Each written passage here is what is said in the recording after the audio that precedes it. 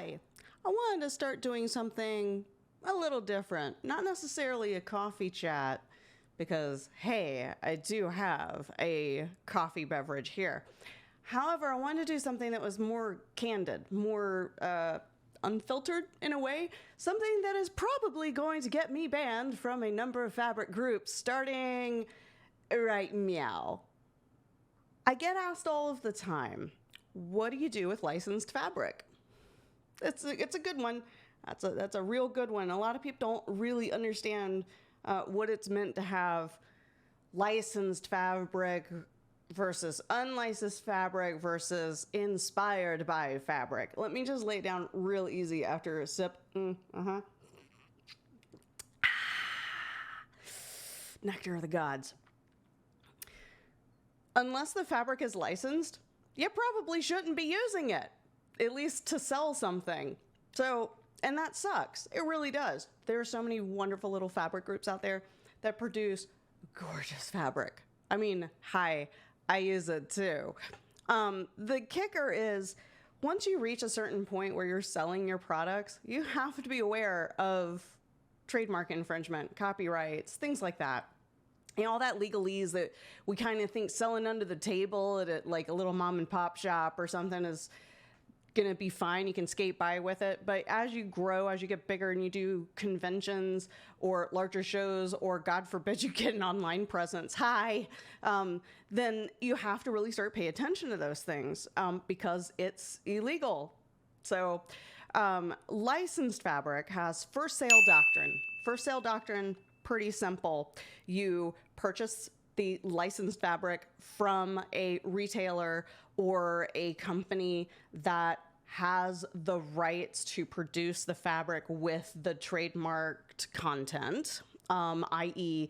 House of the Mouse, which I'm not going to say because I am just that paranoid, or other big IPs. Hello Kitty's one that always gets brought up for some reason in my comments. I don't know why.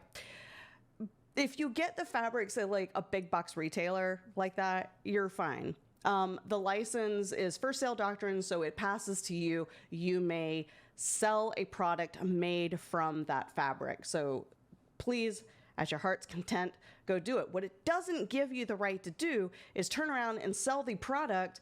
Say, let's choose something, Sailor Moon. I love Sailor Moon, okay? Let's say you bought some licensed fabric for Sailor Moon. God, I wish that existed.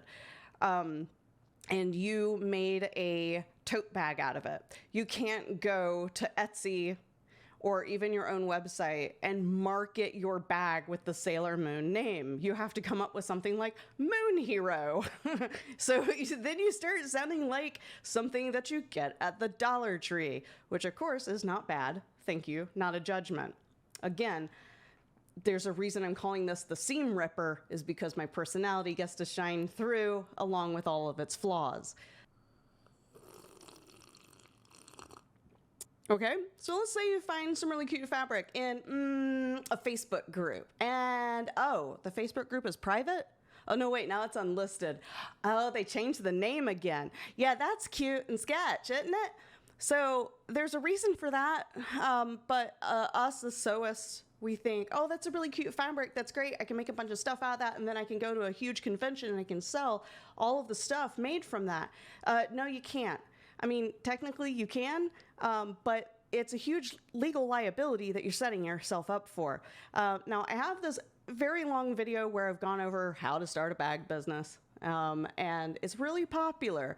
And one of the things that I like doing is just making sure I'm going to level with you all. I'm not going to blow glitter and pixie dust up your buttholes. If you use fabric that comes from an unlicensed seller, unlicensed source, you're setting yourself up for legal liability. There are accounts of people from companies going to conventions and basically just walking the floor to find people who are violating trademarks like this. It just opens you up for lawsuits and for huge problems. You put that stuff on Etsy, bam, you're gone. This happened to me on accident. I ordered a Minecraft vinyl once. I thought it was legit. I'm an idiot. We all have those idiotic moments. And I got a DMCA strike on Etsy. That's not why I don't sell there anymore, by the way. I just don't like drowning in fees and regret. So the thing is, it opened me up for liability. I could have been sued by Mojang. 100%, they were within their right to cease and desist me or to sue me if I pursued continuing to post that same product over and over and over again for sale. However, if I had bought licensed fabric from a big box store, which they used to actually carry it, then that would be completely different. I could take that fabric, I could make something, and that'd be like Digger 5000 tote. Give it a corny name. Why not? But I definitely wouldn't be able to license it, sell it under the name Minecraft tote bag because I don't have a license to use the name Minecraft.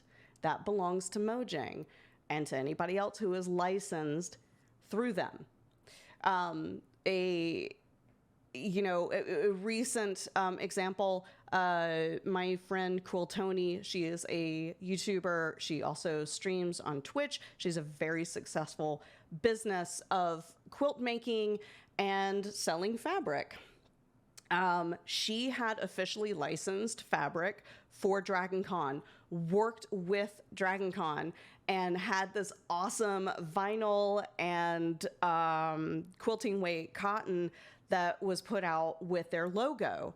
She is within her legal rights to sell that within the contract that she had with them for the licensing, which only unfortunately lasts a couple more weeks. It was specifically to sell limited edition stuff at the convention. If anybody else had done that without permission, they would be legally liable. And anybody that purchases fabric from them is also opening a can of worms where it comes legally. Now, mind you, I'm not a lawyer. Thank God for that. I have great morals intact. Really, I do. It's why I drink coffee.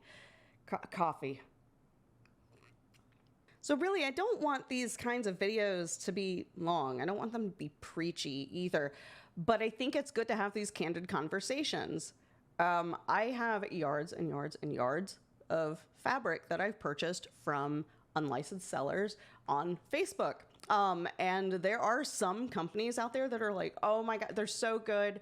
And they take care of you and they have really good designs, like inspired by designs. And they have a lot of designs that are their own, that they have come up with, that are extremely unique and adorable. And the urge to get decent licensed fabric, like decent fabric with all your favorite IPs on it, is there. I get it. Because usually you'll walk into big box store, ABC. I don't want to name names, but trans. And you'll get well, the Baby Yoda fabric is a great example. It's like so bleh. Just bleh, right? It's like, oh, we're just going to take a little picture of Grogu and toss him all over the place. Like, there wasn't any creativity put into it. And then you have some of these groups, these custom fabric groups that put out a lot of really cute stuff. They really do. It's unfortunate that it's not licensed. I mean, if you're doing this for yourself or you're doing it for a friend and you're not taking money and you're not really doing this as part of like a business venture, go for it. I'm just saying that as a bag maker, clothing maker, or whatever sewist, that if you're running a business and you choose to use those unlicensed fabrics, that's on you, boo. That's on you. It's a risk. And I don't think a lot of people realize that. And I also don't think a lot of people understand you can use licensed fabric from the big box stores, 100%.